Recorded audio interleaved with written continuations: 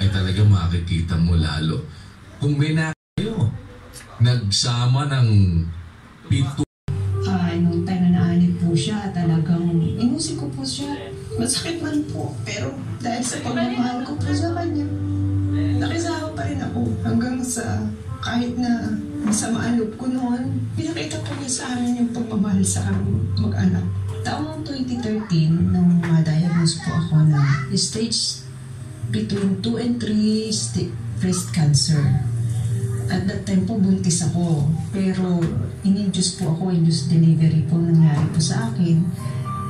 Dahil nga po, kailangan ko mag-undergo ng chemotherapy at radiation therapy. At that time nga po, medyo mahirap tanggapin po. Pero sinabihan ako ni Brad Elo na kahit di ka magtiwala sa akin, sa Diyos tayo magtiwala. After po nung makatapos po ako ng chemotherapy, radiation therapy, naka-recover naman po ako, awa at tulong ng Diyos. Lingit po sa kaalaman ng asawa ko, hindi po niya alam na yung app na nilagay po niya sa cellphone ko na iglesia, pinindot ko po yun.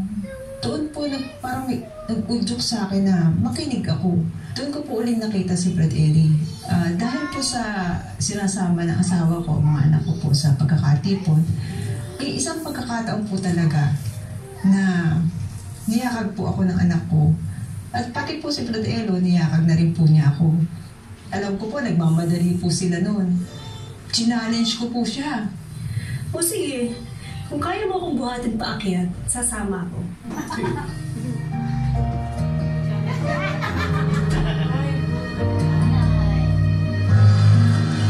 So yun po, makasama po niya ako.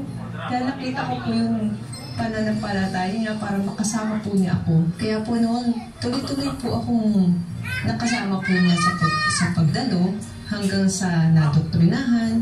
Natanggap ko po ang banal na bautismo noong May 27, 2017 po. Isang pamilya na po kaming naglilingkod sa Diyos na pinagpapasalamat ko po sa Diyos. Taong 2020 po, nagkaroon na naman po ako ng pagsubok. Doon po yung nahirapan akong huminga.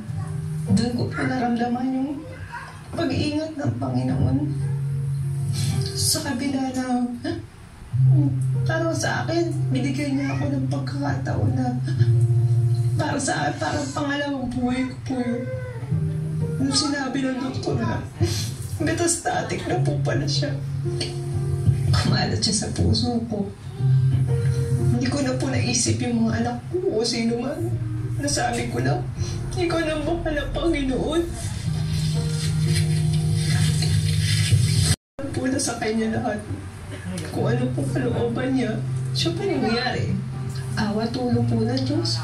Naka-recover naman po ako. Kahit po nag-undergo pa rin ako ng chemotherapy po. Tuloy-tuloy po yun. Hanggang sa makalabas po ako ng ospital, nakauwi. Binigyan pa rin po ako ng lakas at pumuli ng Panginoon. Doon po, lalo pong tumibay ang aking pananampalataya. Ito lang po last year, 2023. Nakaramdam na naman po ako ng hindi maganda sa katawan ko po. Noong time na po yun, every 3 months po, sinisitis ka nila ako. Doon po nakita nila na sabi ng doktor, kumalat na yung cancer sa left lung. Nag-aalala siya kasi nag-build up na yung fluid. Huwag ka nang nalala. Yung patay, kaya yung buhay. Sakit lang yan. Kaya ang ayos.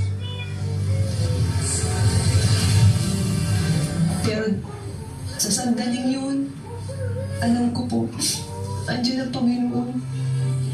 Magpakatatag po ako. Sabi ko, Diyos ang doktor ko. Siya magpapagaling sa akin.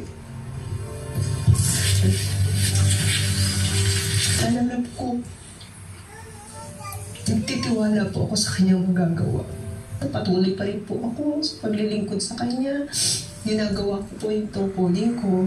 Hindi po kami nagpapabaya sa aming pagkakatipo. Awa, tulong po ng Diyos.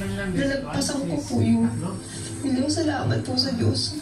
Kahit po sa kabila ng aking karamdaman, naging matatag po ako. Nagtiwala sa magagawa po niya. At yung panampalataya ko po, lalo po tumibay. Nagbigay ng lakas na loob sa akin para magpatuloy sa paglilingkod po sa Kanya. Sa kasalukuyan po, ako ay aktibong membro ng Food Committee. Ang aking po mga anak naman ay aktibo naman po sila sa MCGI Teens at MCGI Seniors. At kasama rin po sila sa choir. At ang aking naman pong asawa ay isang group servant at member rin po siya ng Artist Guild at ng production team. Siya rin po ngayon ay kasama na rin po siya sa ministeryo ng mga servants bilang provisionary.